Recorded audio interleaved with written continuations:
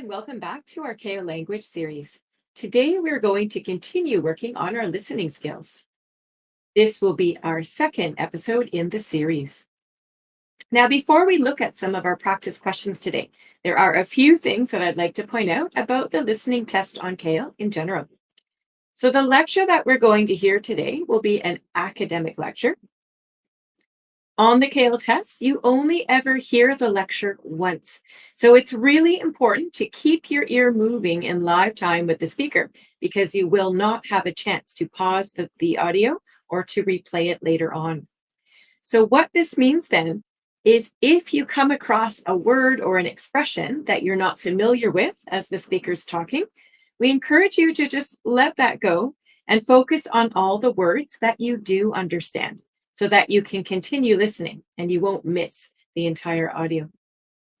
Please answer every single question on the test, even if you have to guess. It's better to guess with a chance of guessing correctly, in which you would earn a point for that question, rather than to leave it blank.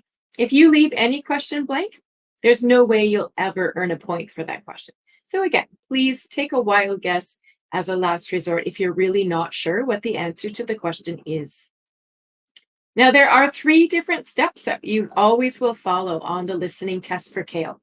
So the very first thing that's going to happen is you're going to be given a little bit of time to preview the questions and the answer choices before the audio even starts to play. So this is your opportunity to read over those questions and answers. Start to become familiar with the key words, the important ideas. These are the words that you're hoping to listen for as the speaker is talking, and that will help you then to answer the questions more quickly. There will be a little timer clock on your screen telling you how much more time you have in the preview section. And when that clock reaches 0, the lecture is going to start playing automatically. Your job then, as you're listening, is to answer as many questions as you can while the speaker is talking.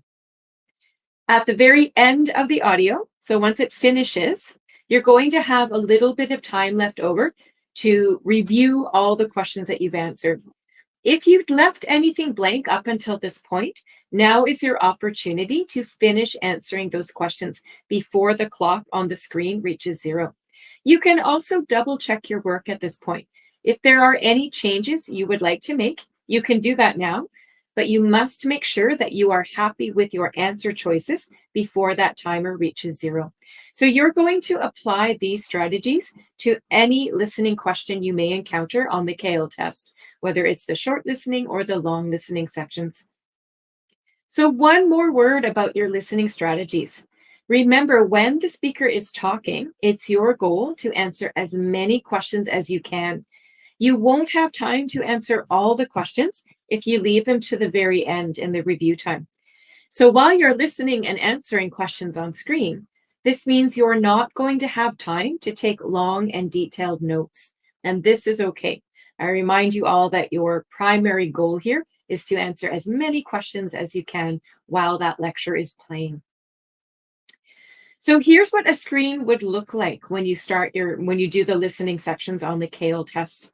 You'll notice the timer clock I'd mentioned earlier is right here on the left side of your computer screen. So this is going to count down by seconds in your preparation time. And you're going to use this prep time to look at all the questions and answers, which you'll find on the right side of the screen.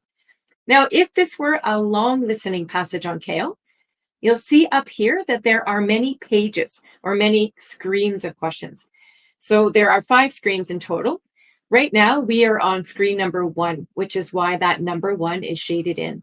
So you can see the first 2 questions here that we're going to practice today in this episode. When you're finished answering these 2 questions, you would simply click on page number 2 there at the top, and you would move over and look at the next questions and so on. So during the prep time, you're going to use this time wisely to read through all the questions and answers that are available to you there on the right-hand side of the screen. So this means then identifying the key words. We'll read through these questions together now, and we'll pull out some of these keywords. Remember, these are the ones that you're going to listen for as the speaker is talking. So question number 1 says, according to the passage, what is a major source of traffic congestion? on the Kentworth City Bridge. So you'd have a quick glance here, your skim reading. So have a quick glance at these 4 answer choices, and you can see things like multiple lanes that change direction, a designated lane for public transit, a rapidly increasing population, and too few lanes on the bridge. So again, you're skim reading these to yourself fairly quickly and just becoming familiar with what those ideas are. When the speaker's talking, hopefully one of these answer choices will ring true for you. You'll be able to identify what the source of traffic congestion is. So moving on to question 2 here, this is another one that says, according to the passage, which of the following would residents support? So you can see your choices. It says regular maintenance on the existing bridge, installation of toll booths near on-ramps, separate paths for cyclists and pedestrians, and one-way traffic during rush hour. Now, you'll notice that both of these questions start with, according to the passage. That tells you that the speaker is going to give you the answer at some part during the lecture. You will not have to infer this information. And that's important. I think sometimes as listeners and as readers, when we know where the answer is coming from, it's easier for us to pick the correct answer. So we note that and we move on. All right, so again, once you've read through these first few questions, you would click on page number 2, like we've just done up at the top there, and you can see the next question. Now remember, on the real CAEL test, if this were a long listening passage, you would have approximately 11 questions to answer. On a short listening passage, there would only be about 3. We're only going to practice 3 questions today. All right, but again, you would continue this process to look at as many questions as there are. The third question that we're going to practice today talks about the concerns that the residents have about the proposed bridge construction. Now, you'll notice this question type's just a little bit different from the other 2 that we looked at. The instructions tell you to choose 2 answer choices. And you'll see here that instead of using circles, we actually have squares in front of each of those answer choices. So on your CAEL test, if you ever see squares like this, it's a visual reminder to you that more than one answer is correct. And the instructions, as they do here, always tell you how many answer choices you must choose. So we would have to get both answer choices correct here to earn the point for this question on the test itself. So we're going to be listening very shortly for the speaker to tell us about the concerns from the residents. And 2 of these answers are correct. They deal with restricting industry growth, upsetting the river's ecosystem, being too expensive, negatively impacting tourism, or leading to more traffic jams. And again, it's a really quick skim read. You won't be talking to yourself during the test, I hope, but a quick skim read should allow you to be familiar with these key points. So once you've read through all your questions and answers in that prep time, and when that preparation time clock reaches 0, the lecture is going to start automatically. So this is now what you will see on your computer screen. There will be a little blue bar there, and that actually represents the timer. The length of the lecture itself is going to be recorded by how long it takes that blue bar to actually move across the screen over to the right-hand side of that bar. So as this lecture is finishing up, there will be no white space left on that bar. That whole blue bar will take up the screen. It says playing, just to remind you that the lecture has actually begun. So what I'd like for you to do right now, please, at home or wherever you're listening from, if you wanted to quickly pause this video and go grab a piece of paper and a pen, I'd like for you to listen to this lecture that I'm about to play for you and see if you can actually answer these 3 questions that we've read through together. So after you've answered them at home on your own, we're then going to discuss what the answers are and how we arrived at them. All right, so I'm only going to play this lecture once only, because again, that's what will happen on the CAEL test. You'll only ever hear it once. All right, I hope you're ready. Here comes the lecture right now. Everyone, I hope you were able to draft some helpful notes while you researched the city of Ellisdale on our course website during the first half of today's class. By now, you should be familiar with some of the financial and environmental factors that will help you to decide which new structure would best suit the needs of this growing city, a bridge or a traffic tunnel. The rest of our lecture will provide additional details that will help you to support your choice. As you will recall from your online research, Ellisdale has a population of 3.2 million and is located on an island in the Kentworth River system. 1.3 million people live across the river from Ellisdale in several smaller centers. 6 bridges join Ellisdale to the mainland. 58 years ago, when the Kentworth River Bridge was open to traffic, it served about 4,200 vehicles per day. As Ellisdale and its industries grew, so did the traffic and use of the bridge. This bridge is now one of the busiest in the country, with more than 135,000 vehicles driving the bridge each day. Traffic jams occur largely because the bridge has only 5 lanes, and the middle lane changes direction depending on rush hour traffic. Residents of Ellisdale and the surrounding area are becoming more concerned about the increase in traffic congestion. People are asking for more regular lanes, public transit lanes, and walking and biking paths. Residents support the construction of a new structure as long as it solves the current traffic problems, and the government covers the full cost of building, which, by the way, is estimated at $1.1 billion. There are certainly concerns about the environmental impact of any new bridge project. For instance, the construction of the 6 bridges that cross the river has already affected the local ecosystem through loss of aquatic habitat. Installing pillars for a new bridge will increase this loss and further disturb the riverbed. Residents also argue that the river is not the only ecosystem that would be affected by the construction. Land on both shorelines would be taken over by construction equipment. Public green space along the river, currently enjoyed by residents and tourists for picnics and sports, would be lost to make way for on-ramps. All right, so that's the lecture that we're listening to today.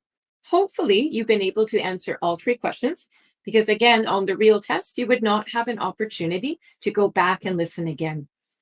So what I'd like to do with us right now in order to take these up, so I'm going to be helpful here today, and I'm going to show for you right now the transcript for parts of the lecture that actually lead us to the correct answers. So you're looking right now on the left side of your screen here, the transcript of the lecture itself. On the real CAEL test, there will be no transcript. Again, you're tasked with simply listening and answering. But because we're studying together today, it's most helpful for all of us to see the words on the screen. So again, that we can discuss and make sure we understand what the correct answers are. So as the speaker's talking, and you'll notice here with this transcript, this is actually not the beginning part of the lecture. I'm only showing you the part of the lecture that leads to the answers here for questions 1 and then 2. So once the speaker talks about traffic, remember question 1 is asking you about the source of traffic.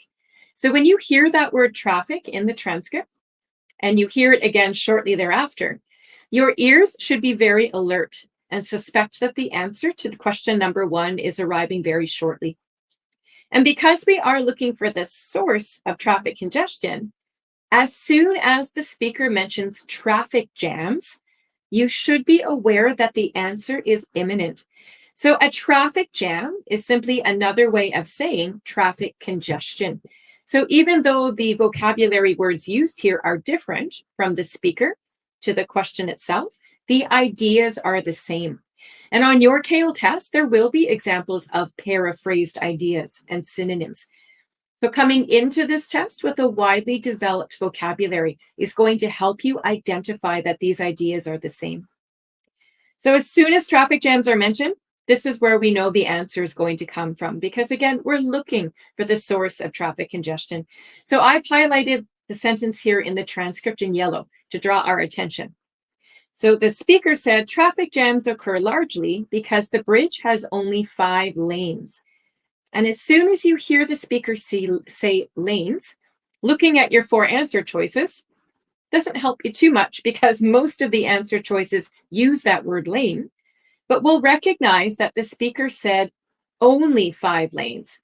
And the idea of only having 5 lanes matches the idea here in answer choice D, which says too few lanes are on the bridge. So we can suspect that answer choice D is probably the correct one. And if we just finish up with that yellow highlighted sentence, the speaker did say next, he said, the middle lane changes direction. depending on rush hour traffic. So if you look up at answer choice A right now, you'll see that this answer does discuss lanes that change direction. So those words match from the transcript or from the lecture right over to the answer choice. But you'll notice the speaker emphasized it's the middle lane that changes direction. Answer choice A says multiple lanes that change direction. So this is how we know answer choice A is not correct. The idea itself is slightly different. So again, I point this out to you just to remind us, we can't automatically assume an answer is correct just because we heard a couple of the words from that answer choice mentioned in the speech. We always have to look at the entire idea. So again, multiple lanes is different from middle lane. So we can eliminate answer choice A. So answer choice D seems to make sense here. And if you continue to look down at that transcript at the second paragraph, the next part of this lecture switches topics altogether. We're no longer talking about traffic congestion and what could be causing it. You can see that the speaker starts to talk about what the people of the city are asking for. So because, looking back at your answer choices, B and C aren't even discussed about when he was discussing the traffic jam cause. So we never hear about having a designated lane for public transit or having a rapidly increasing population. So answer choice D, which we assumed was correct all along, we can now confidently select it as our answer. So again, on the test, you would simply click inside the bullet or the little round bubble right beside answer choice D. I've circled the entire answer in green here just to really draw our attention to it, that this is the correct answer. So hopefully earlier when you listened, you chose answer D for question 1 as it is correct. So as the speaker's talking, you've just answered question 1, you just keep right on listening, and now you're looking at the keywords for question 2. What I've done on the transcript side of your screen is I just moved that paragraph up a little bit so we can see the whole thing. So most often on the CAEL listening test, your questions are actually going to follow the same order that the speaker is talking. So since we've just finished answering question 1, it makes sense now that we're going to listen for the keywords we've already identified in question 2. So this is the part that talks about what the residents are going to support. So remember, this whole paragraph talks about what the people are asking for. So if they're asking for things, clearly they support these ideas. So according to our speaker, he told us that people are asking for more regular lanes, public transit lanes, and walking and biking paths. So when we return over to our 4 answer choices, answer choice A talks about maintaining the existing bridge. That was not mentioned in the lecture at all. Can't be correct. Answer choice B is talking about installing toll booths. We didn't hear any mention of that either here in this part of the lecture. Answer choice C talks about having separate paths for cyclists and pedestrians. This should ring a bell for you. The word pedestrians is the same as suggesting you're walking. That's what pedestrians are. They're people who walk. So in the lecture, our speaker said that the people are asking for walking and biking paths. Pedestrians signal the walking paths, and in answer choice C, cyclists would be the same as biking. So we can confirm then that because people in the city are asking for walking and biking paths, according to the speaker, answer choice C then makes sense. The residents do indeed support separate paths for cyclists and pedestrians. So again, you can see here how we're using synonyms, paraphrased ideas. The words themselves are different, but the meaning is the same from the lecture itself and the answer choice C. All right, so again, hopefully you selected answer choice C when you answered question 2. Let's finish up for today here. We've got one more question that we are going to practice together. And this is the one that's talking about the concerns that the residents have about this bridge construction project. So in this case, we're a little bit luckier because the speaker himself actually mentions that there are concerns about this bridge project. So in this case, we've got a direct match. The word concerns is exactly the same in the lecture as it is in the question. So again, that makes it a little bit easier for us to really focus on this part of the speech because we're pretty sure our answer's coming next or very soon anyway. This question, remember, asks us to choose 2. So we're listening for 2 different concerns. So as the speaker keeps talking, he mentioned something about an ecosystem. So again, we're lucky in the sense that we've got a direct match. Answer choice B here does indeed talk about an ecosystem. Now, again, we don't want to choose answer choice B too quickly. We have to double check that the idea in the lecture is the same as upsetting the river's ecosystem. So as the speaker was talking to us, he says that these bridges that are already in the city itself have affected the ecosystem. That's the same thing as saying that this new bridge is going to upset the river's ecosystem. That's another way of paraphrasing that same idea. So this is looking very promising. It's one of the correct answers. And as a matter of fact, as the speaker kept talking, he uses all sorts of language to clue us in to the idea that he's discussing the river's ecosystem. So he said aquatic habitat. Aquatic has to do with water. And he even mentions the riverbed right next. So we certainly have enough evidence there from the lecture to confidently select answer choice B as one of the concerns. Now, we're not quite finished yet. We have to choose a second correct answer in order to earn the point for this question on the test. So again, as the speaker continued, a little bit further down there, he mentions the word tourists. So as we're listening and we're looking at these answer choices, we do see the word tourism in answer choice D. So the words themselves belong to the same word family. Tourists and tourism, very closely related. So the speaker was telling us that the public green space near the river that is used by tourists is going to be lost to make way for on-ramps to build this bridge. And when you look at answer choice C, it says that building this bridge will negatively impact tourism. So those ideas check out. If tourists are going to lose that public space, clearly that's a negative consequence, a negative impact on tourism in general.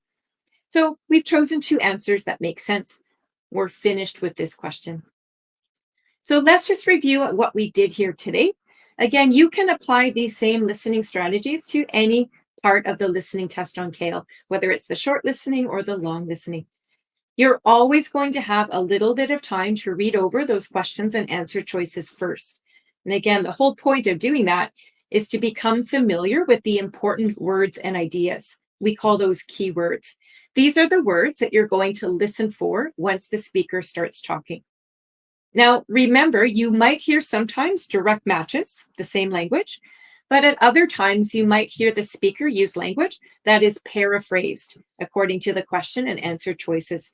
So we do need to be on the lookout for those, for synonyms and paraphrased ideas. We must answer as many questions as we possibly can while the speaker's talking. Again, that time at the end to review is short, so you won't have time to start answering questions then. The more questions you can answer while that lecture plays, the easier your job will be at the end and the review stage to finish up. Remember that most of the questions are indeed presented in the same order that the speaker is talking, just as they were today.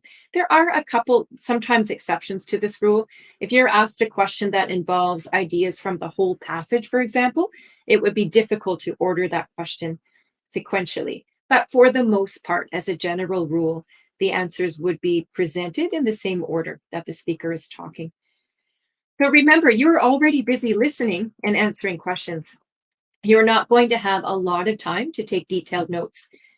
If you do want to take any notes at all, the best time to do that is in that review time at the end. Once you're finished answering all the questions, if you've got 30 or 40 seconds left on your clock, you might want to jot down some of the key ideas at that point. But again, make sure you're answering questions while you're listening. That review time as well it's used obviously to finish up, but again, to double check. If you want to change any answers at that point, you can. You just need to make sure that you're happy with your selections before the timer clock reaches 0. And a last reminder, answer everything, even if you're not sure and even if time is almost up and you just have to guess. That's the best strategy at that point. Again, you'll never lose marks for guessing incorrectly. So if you guess, you might have a 1 in 4 chance of getting the answer right, and at least you'd have a shot at earning a point for that question. Better to try something than to leave it blank. All right, we're going to stop there for today. I think that's lots of practice for one episode. Join me for the next episode where we will continue our listening skills practice. See you then.